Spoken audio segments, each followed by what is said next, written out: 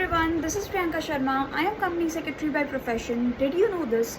That under import and export policy, that is foreign trade policy 2023, for the time being in force framed by central government on recommendation of DGFT, there are various schemes wherefrom either you can claim exemption from the duties or you can get total refund, that is remission from the duties already being paid, subject to fulfillment of export obligation.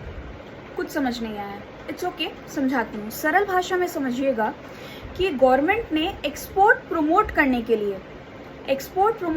लिए बहुत सारे schemes launch किए हैं currently foreign trade policy 2023 में, जिससे आप अगर एक मैन्युफैक्चरर एक्सपोर्टर हैं और आप एक इम्पोर्टर हैं बट अपने सामान को एक्सपोर्ट प्रमोशन स्कीम्स के अंदर में एक्सपोर्ट प्रमोशन के लिए यूज़ कर रहे हैं, तो इधर आपने जो इम्पोर्ट ड्यूटी पेमेंट कर दी है वो आपकी रेमिट हो जाएगी, दैट इज़ आपको रिफंड मिल जाएगी. या फिर at the time of import आपको इम्पोर्ट ड्यूटीज़ और टैक्सेस का पेमेंट नहीं करना पड़ेगा, लेकिन आप वो सारे इम्पोर्ट्स या फिर कैपिटल गुड्स आप यूज़ कर रहे हो for the promotion of exports. तो remission schemes, that is refund schemes जो है वो हो गया आपका RoSCTL, RoDTEP, duty drawback, ये सारे स्कीम्स जो हो गए वो आपके रेमिशन स्कीम्स हो गए.